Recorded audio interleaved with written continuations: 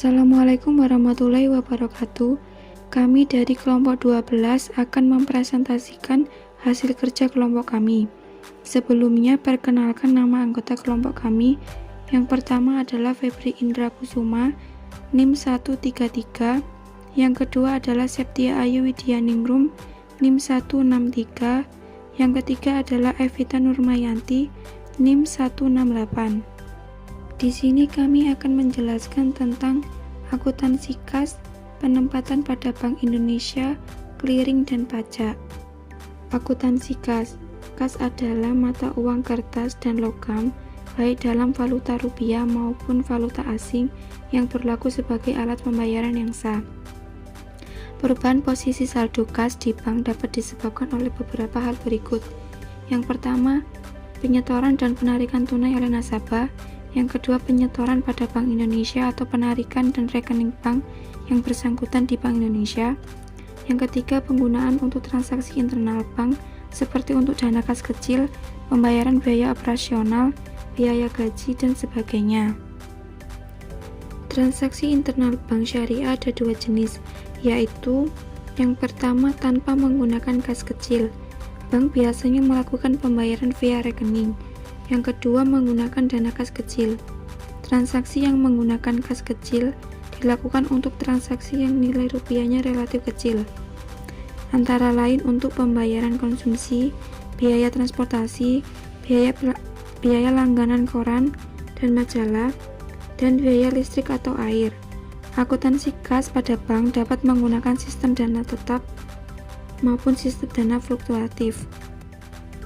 Selanjutnya adalah akuntansi kas untuk penyetoran dan penarikan oleh nasabah melalui teller. 1. Variasi transaksi penyetoran dan penarikan oleh nasabah melalui teller didasarkan pada lokasi. Berikut akan ditunjukkan bentuk jurnal pada masing-masing lokasi transaksi.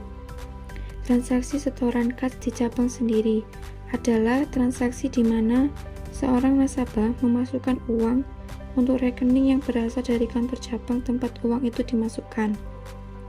Misalkan, pada tanggal 2 Agustus 2009, Ibu Yanti, nasabah Bank Syariah Mandiri, cabang Pekanbaru, melakukan setoran tunai di kantor cabang Pekanbaru ke rekeningnya sebesar 250.000.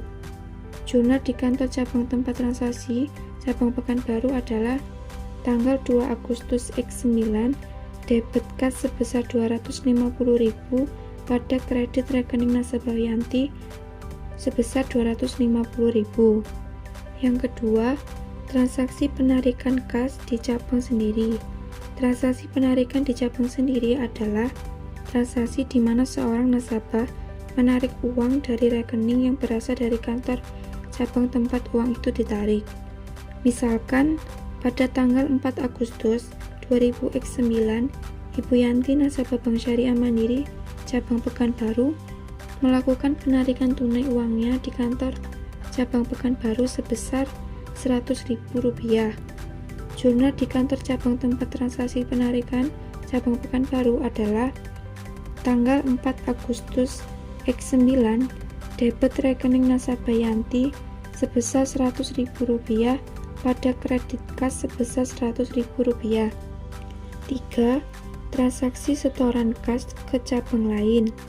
Transaksi setoran cabang lain adalah transaksi di mana seorang nasabah memasukkan uang di suatu kantor cabang untuk rekening yang berasal dari kantor cabang lain pada bank yang sama.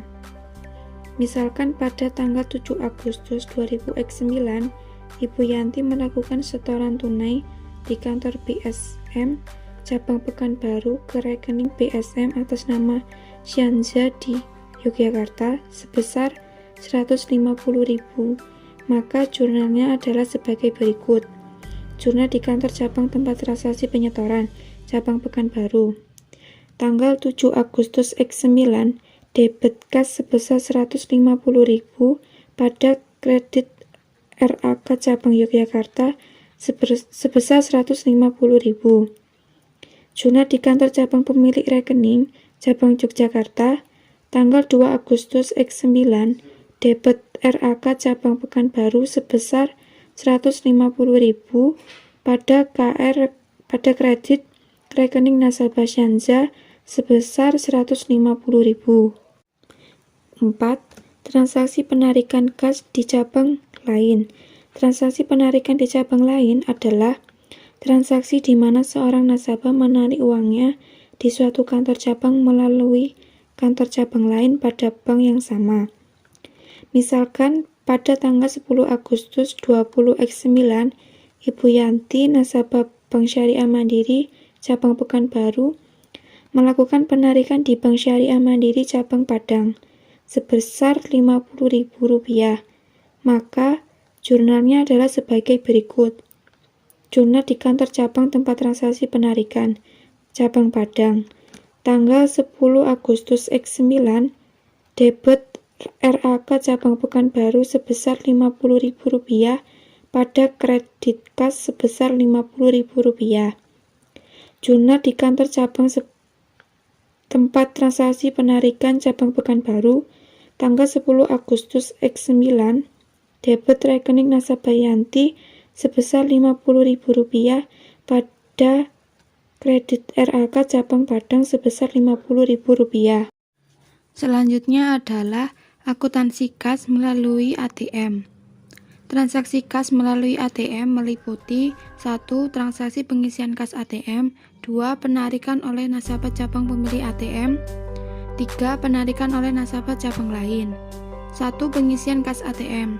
Transaksi pengisian kas ATM merupakan transaksi bank mengisi kas yang terdapat dalam ATM. Misalkan pada tanggal 12 Agustus 2009, BSM cabang Jakarta melakukan pengisian ATM-nya sebesar Rp100 juta, maka jurnalnya adalah sebagai berikut. Tanggal 12 Agustus X9, debit kas ATM sebesar 100 juta pada kredit kas sebesar 100 juta. 2. Penarikan kas oleh nasabah cabang pemilik ATM. Transaksi penarikan oleh nasabah cabang pemilik kas ATM merupakan transaksi saat nasabah menarik dananya di bank melalui ATM. Misalkan pada tanggal 15 Agustus 2009, Bapak Edi, nasabah Bank Syariah Mandiri BSM cabang Jakarta, menarik dananya melalui ATM BSM cabang Jakarta sebesar Rp500.000. Maka jurnalnya adalah sebagai berikut. Tanggal 15 Agustus X9, debit rekening nasabah Edi sebesar Rp500.000 pada kredit kas ATM sebesar Rp500.000. 3. Penarikan kas bukan oleh nasabah cabang pemilik ATM. Transaksi penarikan bukan oleh nasabah cabang pemilik kas ATM merupakan transaksi saat adanya nasabah dari cabang lain yang menarik dananya di bank melalui ATM. Misalkan pada tanggal 15 Agustus 2009, Ibu Desmiati, nasabah BSM cabang Padang, menarik dananya melalui ATM BSM cabang Jakarta sebesar Rp300.000. Maka jurnalnya adalah sebagai berikut. Jurnal di kantor cabang tempat transaksi penarikan ATM cabang Jakarta pada tanggal 15 Agustus X9, debit RAK cabang Padang sebesar Rp300.000 pada kredit kas ATM sebesar Rp300.000. Jurnal di kantor cabang asal rekening yang ditarik cabang Padang tanggal 15 Agustus X9, debit rekening nasabah Desmiati sebesar Rp300.000 pada kredit RAK cabang Jakarta sebesar Rp300.000. Kas ATM merupakan pos tersendiri untuk memudahkan identifikasi transaksi. Pengisian ATM dilakukan apabila stok kas pada mesin sudah melewati titik minimal. Jurnal pada ATM dilakukan otomatis oleh sistem. Selanjutnya, pembahasan materi akan dilanjutkan oleh Evita Nurmayanti. Selanjutnya yaitu akuntansi penempatan pada Bank Indonesia dan clearing. Penempatan pada Bank Indonesia dilakukan dalam bentuk giro dan sertifikat wadiah Bank Indonesia. Dengan giro, bank dapat membiayai transaksi antar cabang maupun antar bank melalui penyelesaian clearing. Transaksi tersebut dibatasi oleh Bank Indonesia sebab tidak dibolehkan sampai mengakibatkan ketentuan jumlah giro wajib minimum tidak tercapai. Untuk contoh kasusnya yaitu pada tanggal 1 Agustus 2020, Bank Murni Syariah Cabang Padang menyetor tunai untuk giro di Bank Indonesia sebesar 1 miliar. Tanggal 10 Agustus 2020, Bank Murni Syariah Cabang Padang mengambil dana di Bank Indonesia sebesar 400 juta. Adapun jurnal kedua transaksi tersebut yaitu pada tanggal 1 Agustus 2020, giro pada Bank Indonesia berada di posisi debit 1 miliar, sedangkan kas berada di posisi kredit 1 miliar. Untuk transaksi tanggal 10 Agustus 2020, kas berada di debit 400 juta, sedangkan giro pada Bank Indonesia berada di kredit 400 juta. Bentuk lain penempatan dana bank syariah pada Bank Indonesia adalah dalam bentuk sertifikat Bank Indonesia Syariah yang merupakan instrumen pengganti atas sertifikat wadiah Bank Indonesia. Baik SBI Syariah maupun SBBI merupakan sarana penitipan dana jangka pendek oleh bank syariah mengalami kelebihan likuiditas. Adapun contoh kasus transaksi penempatan pada SBI Syariah atau FASBIS. Pada tanggal 1 September 2020, Bank Murni Syariah menempatkan dana sebesar 3 miliar di SBI Syariah dengan masa penempatan 3 bulan. Untuk tanggal 5 September 2020, Bank Murni Syariah menempatkan dana sebesar 500 juta di FASBIS dengan masa penempatan 1 bulan. Kemudian tanggal 5 Oktober 2020, Bank mencairkan FASBIS yang dimasukkan pada tanggal 5 September. Tanggal 1 Desember 2020, Bank mencairkan SBI Syariah yang pernah dimasukkan tanggal 1 September 2020. Pada tanggal 1 September 2020, SBI Syariah berada di posisi debit 3 miliar, sedangkan giro pada BI itu berada di posisi kredit dengan total 3 miliar. Transaksi 5 September 2020, akun FASBIS berada di posisi debit 500 juta, sedangkan giro BI berada di posisi kredit dengan total 500 juta. Untuk tanggal 5 Oktober 2020, giro pada BI berada di posisi debit 500 juta, sedangkan FASBIS berada di posisi kredit dengan total 500 juta. Untuk tanggal 1 Desember 2020, giro pada BI berada di posisi debit dengan total 3 miliar, sedangkan FASBIS berada di posisi kredit dengan total 3 miliar. Untuk selanjutnya yaitu clearing. Clearing merupakan sarana atau cara perhitungan utang piutang dalam bentuk surat berharga atau surat dagang dari suatu bank peserta yang diselenggarakan oleh Bank Indonesia atau pihak lain yang ditunjuk. Untuk mengikuti clearing, bank komersial harus terlebih dahulu terdaftar sebagai peserta clearing pada penyelenggara clearing, yaitu Bank Indonesia. Dalam kegiatan clearing digunakan warkat dokumen dan formulir clearing. Warkat itu sendiri adalah alat pembayaran bukan tunai yang diperhitungkan atas beban atau rekening nasabah atau bank melalui clearing. Beberapa bentuk warkat adalah cek, bilet giro, wesel bank untuk ditransfer, surat bukti penerimaan transfer, nota debit, dan nota kredit. Dokumen clearing adalah dokumen yang berfungsi sebagai alat bantu dalam proses perhitungan clearing di tempat penyelenggara. Dokumen clearing yang digunakan adalah daftar warkat clearing, penyerahan atau pengembalian yang disediakan oleh masing-masing peserta. Formulir clearing adalah formulir yang digunakan untuk proses perhitungan clearing, meliputi neraca clearing, penyerahan dan pengembalian yang disediakan oleh penyelenggara clearing, neraca clearing penyerahan dan pengembalian yang disediakan peserta clearing dan bilet saldo clearing yang disediakan oleh peserta. Untuk ilustrasinya yaitu pada tanggal 5 Juli 2020, Bank Murni Syariah menerima tagihan dari Bank Peduli Syariah sebesar 200 juta untuk beban Bapak Rahmat. Kemudian, tanggal 6 Juli 2020, Bank Murni Syariah menyerahkan warkat clearing ke Bank Indonesia dan pada tanggal itu juga clearing dinyatakan berhasil sebesar 300 juta untuk keuntungan rekening giro Bapak Samsul. Adapun jurnal transaksi atas transaksi tersebut yaitu untuk jurnal dari transaksi tersebut yaitu pada tanggal 5 Juli 2020 giro Ahmad berada di posisi debit 200 juta. Sedangkan giro pada BI berada di posisi kredit dengan total 200 juta. Untuk transaksi 6 Juli 2020, giro pada BI dengan total 300 juta di posisi debit. Untuk giro Samsul berada di posisi kredit dengan total 300 juta. Untuk selanjutnya yaitu akuntansi pajak. Akuntansi pajak adalah akuntansi yang diterapkan sesuai dengan peraturan perpajakan. Akuntansi pajak merupakan bagian dari akuntansi komersial. Akuntansi pajak tidak memiliki standar seperti akuntansi komersial yang diatur dalam standar akuntansi keuangan. Akuntansi pajak hanya digunakan untuk mencatat transaksi yang berhubungan dengan perpajakan. Beberapa jenis objek pajak yang terkait dengan aktivitas bank syariah beserta tarif pajak yang dikenakan.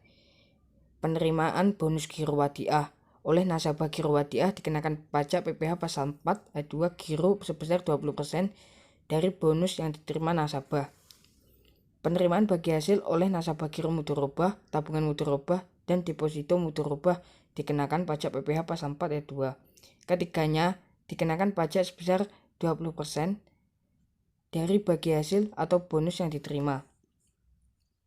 Penghasilan yang diterima pegawai bank syariah dikenakan PPh 21 perorangan dikarenakan pajak 10%. Penghasilan bank syariah yang kena pajak dikenakan PPh 21 badan. Dividen yang dibayar bank syariah kepada pemegang saham dikenakan PPh 4 ayat 2 dividen. Contoh transaksi pajak. Tanggal 30 Oktober 2020 dibayar bonus giro wadiah pada rekening Thorik Muhammad Ridho, nasabah giro wadiah BMS sebesar Rp100.000. BMS memotong pajak 20% PPh pasal 4 ayat 2 giro. Tanggal 30 Oktober 2020 dibayar lagi hasil yang sudah diumumkan tapi belum dibayar dan langsung dipotong pajak ke satu rekening Ursila Husnurido, nasabah tabungan mudharabah sebesar Rp60.000. Rekening tabungan mudharabah Doli Viviane, nasabah deposito mudharabah sebesar Rp200.000. Tanggal 1 November 2020 dibayar gaji Thorikhullah pegawai BMS sebesar Rp3 juta, dipotong pajak sebesar 10%. Gaji langsung masuk rekening tabungan mudharabah Thorikhullah. Tanggal 1 November 2020 dipotong PPh 21 badan masa sebesar Rp15 juta. Tanggal 1 November dibayar dividen kepada Jurrohmadi, salah seorang pemegang saham sebesar 20 juta dan dipotong PPh pasal 4 ayat 2 dividen. Dividen dibayar via tabungan mudharabah Juworo. Tanggal 5 November disetor semua pajak yang telah dipotong BMS ke rekening pemerintah di Bank Indonesia sebesar Rp256.640.000. Jurnal transaksinya sebagai berikut, yaitu tanggal 30 Oktober beban bonus giro wadiah di debit sebesar 100.000, giro wadiah sebesar 80.000 di kredit, titipan kas negara di kredit sebesar 20.000. Tanggal 30 Oktober hak pihak ketiga atas bagi hasil di debit 60.000, tabungan mudharabah sebesar 60.000 di kredit, tabungan mudharabah di debit sebesar 12.000, titipan kas negara PPh pasal 4 ayat 2 tabungan di kredit sebesar 12.000. Tanggal 1 November beban gaji sebesar 3 juta di debit, tabungan mudharabah di kredit sebesar 2.700.000, titipan kas negara di PPh 21 di kredit sebesar 300.000. Tanggal 1 November beban pajak di debit sebesar 15 juta, titipan kas negara PPh 21 badan di kredit sebesar 15 juta. Tanggal 1 November dividen di debit sebesar 20 juta, tabungan mudharabah di kredit sebesar 16 juta, titipan kas negara PPh pasal 4 ayat 2 dividen di kredit sebesar 4 juta. Tanggal 5 November rupa-rupa titipan kas negara di debit sebesar 256.640.000. Bank Indonesia dikredit sebesar 256.640.000.